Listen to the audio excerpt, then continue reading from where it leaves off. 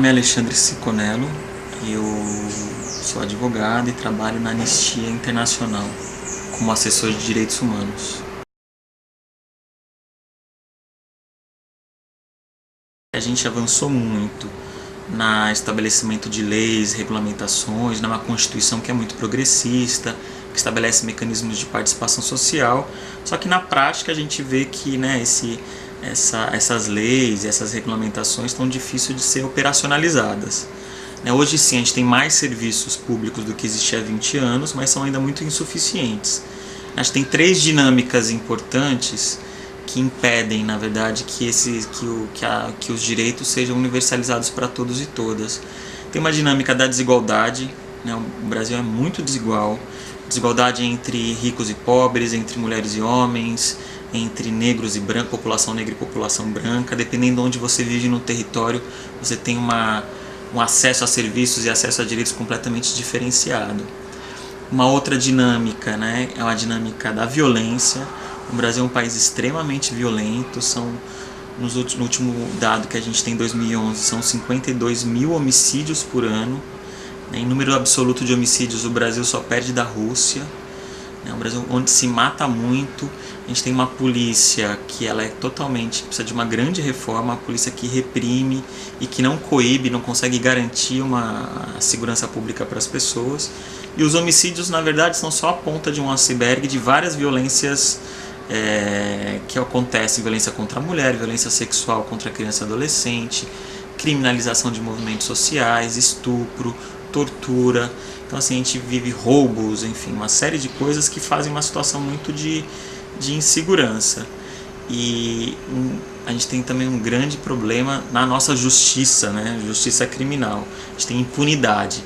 Então é uma sensação de que quem comete crime não é punido, e uma coisa também de que as leis não valem para todos. Então essa sensação de impunidade e uma fragilidade, e também do nosso próprio poder judiciário, que não consegue processar essas demandas sociais, faz com que muitas das leis, inclusive aquelas que estabelecem direitos sociais, não sejam cumpridas na prática.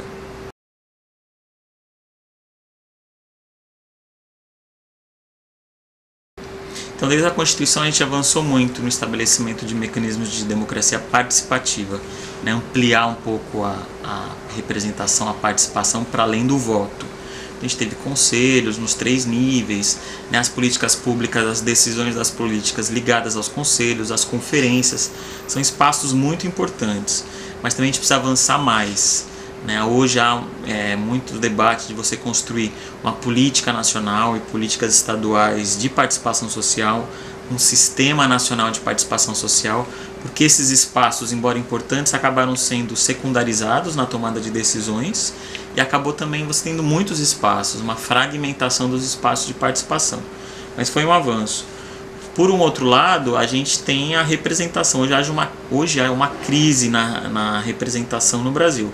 As pessoas não se sentem representadas, por deputados, pelos senadores, pelos políticos.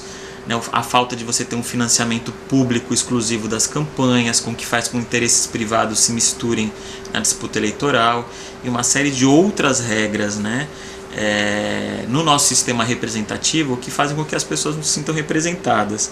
Você tem hoje uma subrepresentação de negros, de mulheres, de classes, representantes das classes populares nos espaços de poder.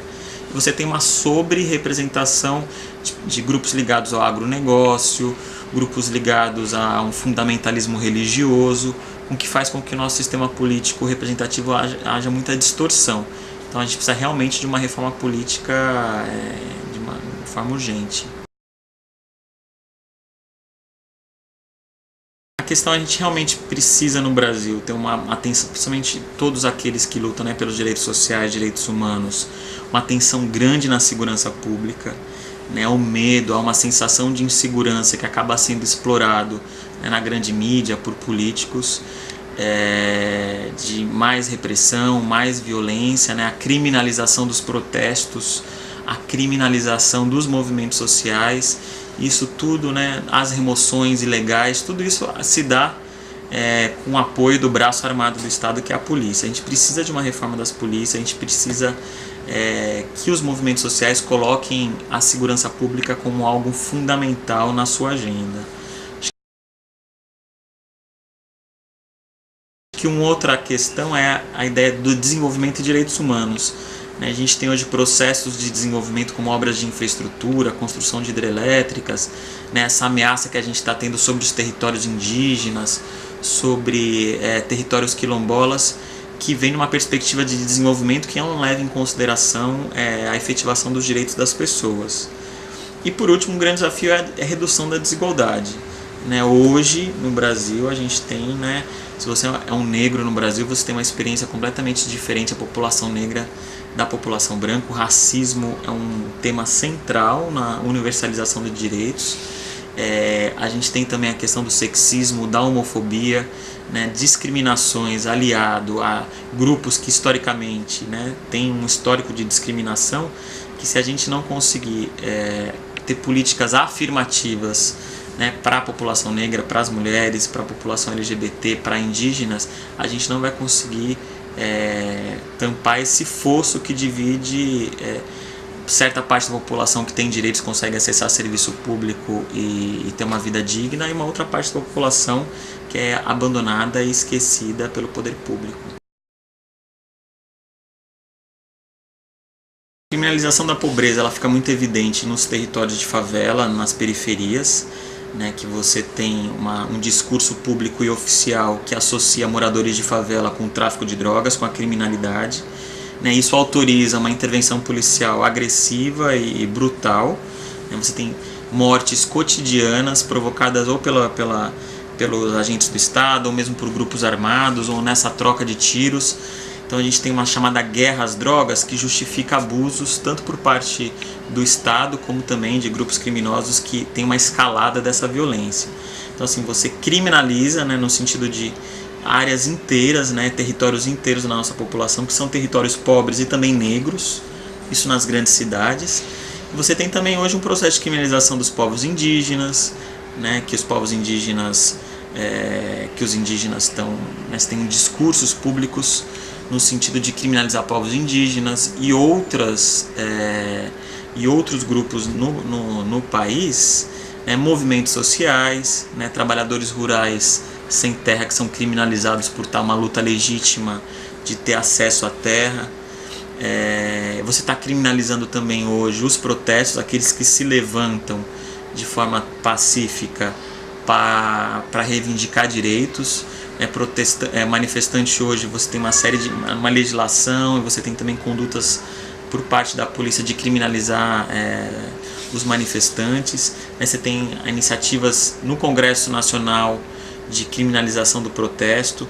Você tem um movimento todo, não só de criminalização da pobreza, mas também de organizações e grupos e militantes que querem se colocar e lutar contra esse estado de coisas.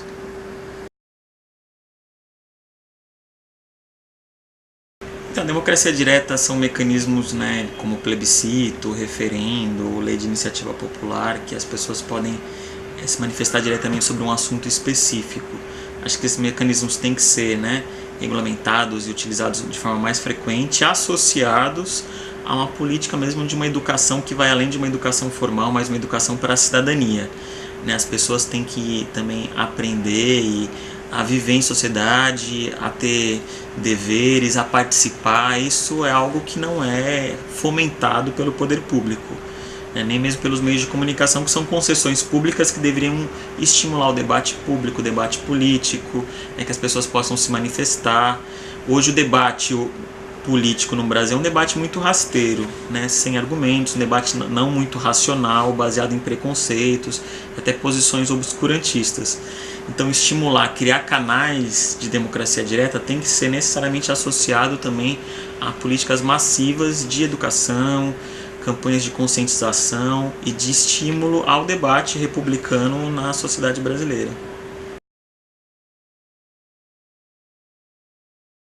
A comunicação é essencial, democratizar as comunicações é um desafio para os próximos anos. né? Quando você tem informação concentrada nos grandes meios, né, no Brasil, que são de poucas famílias, o que a gente tem visto nos últimos tempos é um incremento aí do mediativismo, pessoas que estão filmando coisas na rua. Isso foi muito importante, por exemplo, nos protestos, né? A gente tem muito material, muitos casos e vídeos de violação de direitos por parte da polícia, de violência policial, que foram feitas não por uma mídia oficial, assim, né, a mídia dos grandes meios de comunicação, mas por ativistas, né, uma outra mídia. E hoje, com o potencial que a gente tem da internet, de outros meios, isso está sendo amplamente divulgado, né? Você coloca um vídeo no YouTube, você tem um acesso mais fácil à informação e à informação. Mas para além, né, desse mediativismo, a gente precisa realmente abrir os espaços, a gente precisa abrir espaços, né, concessões de rádio, de TV, que hoje estão concentradas não só na mão de poucas famílias, mas também muito na mão de igrejas, que tem um discurso muitas vezes intolerante e muitas vezes contrário, né, aos direitos sexuais reprodutivos, aos direitos das mulheres, a uma série de conquistas da nossa cidadania, e que começam e são concessões públicas que na verdade pregam o oposto a um Estado democrático de direitos que a gente quer construir.